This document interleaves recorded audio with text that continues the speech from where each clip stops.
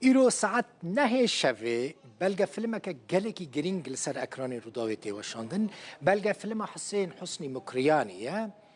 ناوی و بلگه فیلم دبرا و چاپخانه یک بلگه فیلم جه در هنریا اردی قادره لسر جیانا حسین حسنی مکریانیه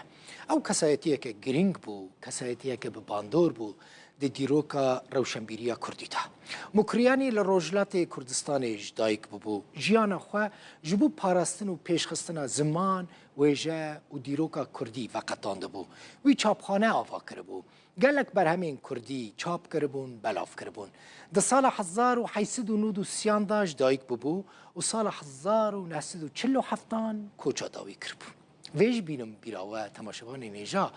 مکریانی سال 1915 لحلب جی چاپخانه یک چه کرد.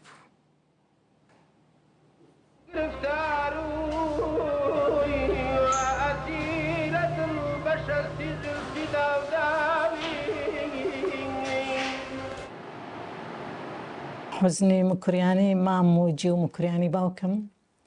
هر دو چند لمهاباتاتونة دنیا و هر دو چند هلا همان قرك كبيضلن قرشي حاجي حسن بنمالكان بنمالك روشين بير بوا خاليان صدر العلماء خاليان زور بناوبانك بوا دايكم باسي ذكر دي قلت مامتان زور هي من بو ام دو برايه وكو دو جوهردون نعمت هم بو روجنامه نووسی هم بو فرهنگ نووسی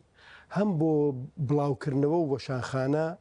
بۆ کورد لەدایک بوون 200 ساڵی مە بۆشاییمان هەیەتا لە ئەردەڵان لە حکوومەتی ئەردەڵان زۆر تەواریخە نووسرێت و دووبارە ڕۆتی نووسینی مێژووی ئێمە دەست پێکات مێژوو نووسی ئێمە تا 1925 کە حوزنی مکریانی خۆنچەی بەهارستان بڵاوەکاتەوە مێژوو نووسیەکی سیاسی عسکریە ئەگەر مامۆستا حوسێن حوزنی مکریانی نەهات باڕاوان دەست لە ساڵی 25 و ساڵی 26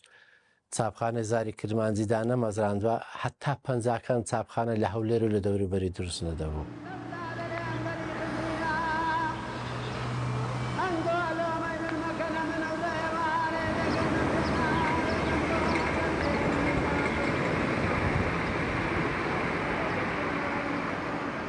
نازناوی ئەو شاعرانەی هەولێر ڕۆشنبیرەکان زۆربەی زۆری ئەو لە بۆی هەڵبژاردن و دایناون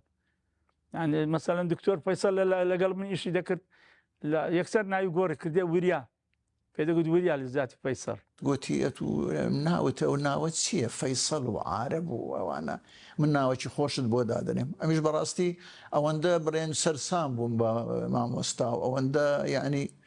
وتم والله كيف جنابت قلت لك ناود دكما وريا تو مادام زيرتشي لقبي وريا ادي لما ودو كزنر يا فيصل هرتو ورياي